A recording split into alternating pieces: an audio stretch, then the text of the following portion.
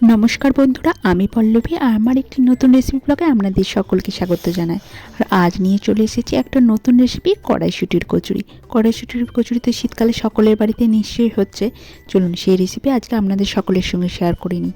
আর নতুন বন্ধুরা please like comment share করার সঙ্গে সঙ্গে সাবস্ক্রাইব করতে ভুলবেন না।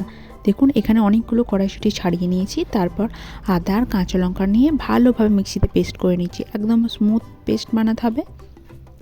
তারপর কড়াইতে দিয়ে দিয়েছি 3 টেবিল চামচ মতো সরষের তেল। সরষের তেলটা একটু বেশি পরিমাণে দিলে ভালোভাবে ভাজা যায়, আর এই পেস্টটা খুব সুন্দর থাকে আর বেশ কয়েকদিন পর্যন্ত আপনারা স্টোর করে রাখতে পারবেন।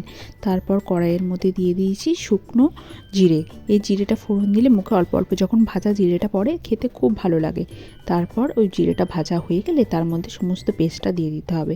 এই পেস্টটা একটু বেশি পরিমাণে বানিয়ে রাখা ভালো, কারণ যাতে আপনারা প্রয়োজন পড়লে আবার এই পরে বানিয়ে খেতে পারেন। আর এটা 1 সপ্তাহ 2 সপ্তাহ স্টোর করা কোনো ব্যাপারই না, একটু ভালোভাবে ভেজে নিয়ে বানিয়ে রাখলেই হলো। এখানে দেখুন এবার কড়াই নেড়ে চেড়ে এই পেস্টটাকে ভালোভাবে শুকিয়ে নিতে হবে। এটা একটু টাইম কনজিউমিং ব্যাপার, আর কন্টিনিউয়াস নাড়াচাড়া করতে থাকবে, নাহলে তলাতে লেগে যেতে পারে। বেশ অনেকটা পরিমাণেই বানিয়েছিলাম, সেই জন্য ভালোভাবে এটাকে নেড়ে চেড়ে ভেজে নিচ্ছি যাতে তলায় থেকে না লাগে আর তাড়াতাড়ি এটা রেডিও হয়ে যায়। ভালোভাবে জলটা শুকিয়ে নিতে হবে। এর মধ্যে দিয়ে দিলাম প্রয়োজন মতো নুন আর চিনি। এরপর সেটাকে ভালোভাবে মিক্স করে নিচ্ছি। নুন চিনির ব্যালেন্স ঠিক থাকলে যে কোনো পুরের স্বাদ অনেক ভালো হয়।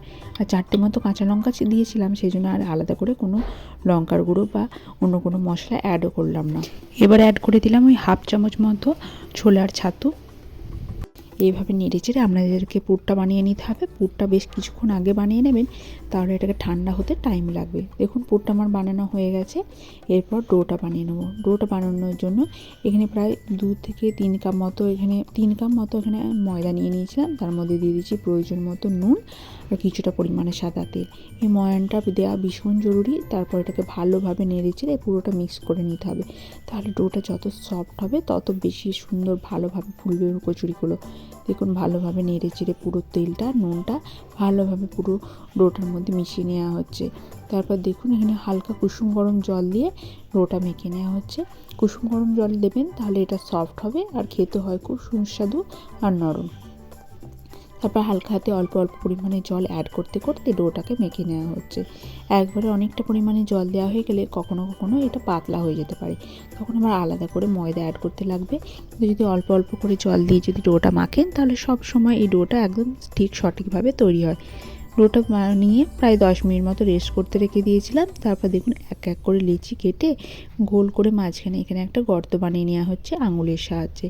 তারপর বেশ অনেকটা পরিমাণে এখানে দেওয়া হচ্ছে কড়াইশুঁটির যে পুরটা বানিয়ে রেখেছিলাম সেই পুরটা।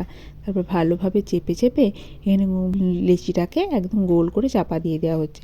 তারপর হাতের সাহায্যে আর একবার ঘুরিয়ে নিয়ে লেচিটা একদম রেডি। এরপর ঝটপট করে বেলে নিয়ে ভেজে ফেললেই হলো। আপনাদের কড়াইশুঁটির কচুরি একদম রেডি। কিন্তু যখন এটা বেলবেন তখন দেখবেন যেদিকে মুখটা বন্ধ করেছেন সেটা নিচে দিয়ে রাখবেন, তাহলে এটা বেশ ভালোভাবে আটাও থাকে, খুলে যাওয়ারও ভয় থাকে না, আর খুব সুন্দরভাবে এটা বেলাও যায়। দেখুন নেড়ে চেড়ে এটা বেলে নেওয়া হচ্ছে। বেলার সময় দেখবেন একবারে তাড়াতাড়ি হুড়ো করবেন না, ধীরে ধীরে হালকা হাতে বেলবেন, তাহলে খুব ভালোভাবে বেলাও যাবে আর কোনো ভাঙা ফোটার কোনো সম্ভাবনাও থাকবে না। ধীরে সুস্থে কাজটা করতে হবে।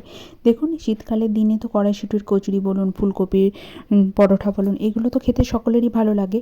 এগুলো ঘুরিয়ে ফিরিয়ে বানালে খেতেও ভালো লাগে আর খুব সুস্বাদুও হয়।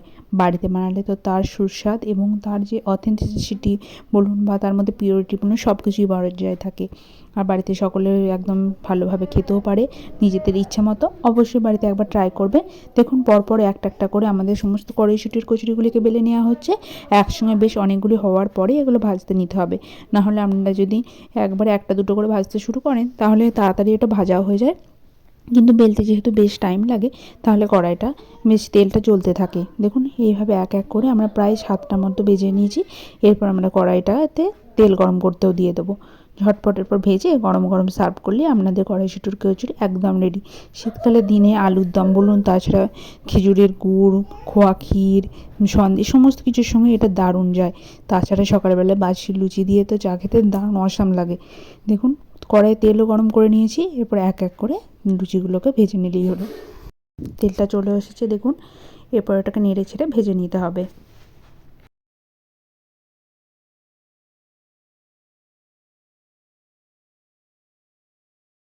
এই জালতি হাতাগুলো থাকে সেটা দিয়ে নাড়াচাড়া করলেই ভালোভাবে ফুলে উঠবে। দেখুন এটা ফুলে উঠছে।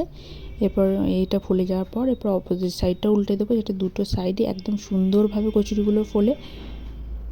দেখুন এই সাইডটাও দেখুন বেশ ভালোভাবে ফুলে গেছে, একদম গোল ফুটবলের মতো হয়ে গেছে।